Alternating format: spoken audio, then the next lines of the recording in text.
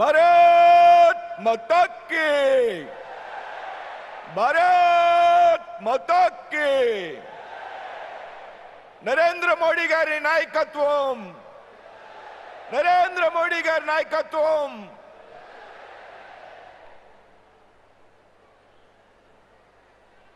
ఆంధ్రప్రదేశ్ రాష్ట్ర ప్రజలు అత్యంత ప్రతిష్టాత్మకంగా భావించినటువంటి భోగాపురం అల్లూరి సీతారామరాజు అంతర్జాతీయ విమానాశ్రయాన్ని ప్రారంభించడానికి ఇచ్చేసినటువంటి ప్రీతమ నేత, భారతదేశపు ప్రగతి ప్రదాత, భారతదేశాన్ని ప్రపంచంలో విశ్వగురువుగా నిలబెట్టడానికి నిరంతరం కఠోర పరిశ్రమ చేస్తున్నటువంటి మన ప్రీతమ ప్రధాని శ్రీ నరేంద్ర మోడీ గారికి, అదేవిధంగా రాష్ట్ర ముఖ్యమంత్రి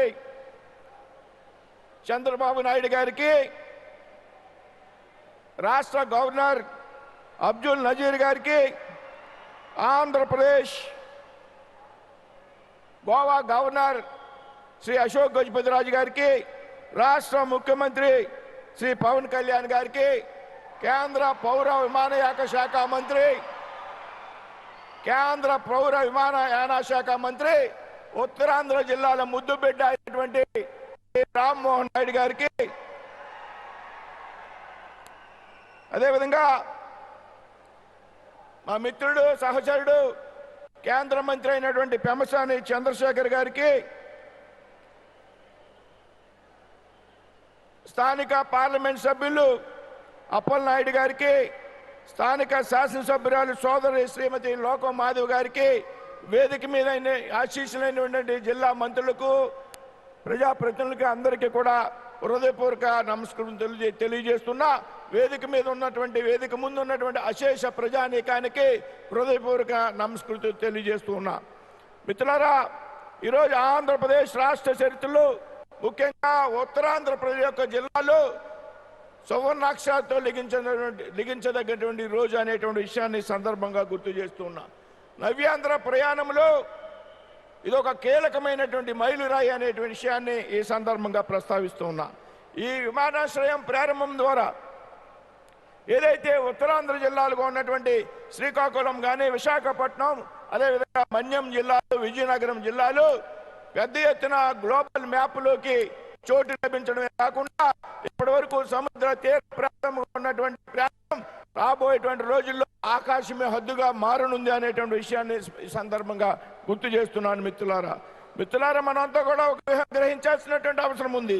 2024లో మూడోసారి ప్రధాన మంత్రిగా బాధ్యతలు స్వీకరించినటువంటి శ్రీ నరేంద్ర మోడీ గారు ఆంధ్రప్రదేశ్ రాష్ట్ర అభివృద్ధిని ఆయన భుజ స్కంధాల మీద వేసుకుని రాష్ట్ర ముఖ్యమంత్రి చంద్రబాబు నాయుడు గారు, ఉప ముఖ్యమంత్రి పవన్ కళ్యాణ్ గారి సారథ్యంలో యువ నాయకుడు లోకేష్ గారి యొక్క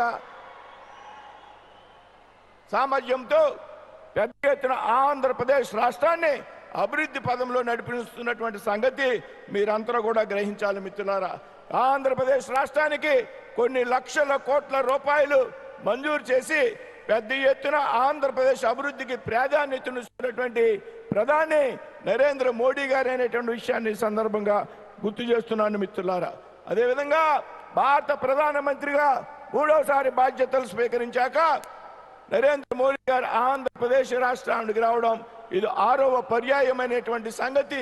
ఈ 6 పర్యాయాలలో 3 పర్యాయాలు కేవలం ఉత్తరాంధ్ర జిల్లాలకు మాత్రమే వచ్చారు. అంటే ఆంధ్రప్రదేశ్ అభివృద్ధి మీద, ఉత్తరాంధ్ర జిల్లాల యొక్క అభివృద్ధి మీద ఆయనకు ఉన్నటువంటి చిత్తశుద్ధిని తెలియజేస్తుంది అనేటువంటి విషయాన్ని ఈ సందర్భంగా గుర్తు చేస్తున్నాను. మిత్రులారా, అదేవిధంగా ఈరోజు మనం ప్రారంభించుకున్నటువంటి విమానాశ్రయం గురించి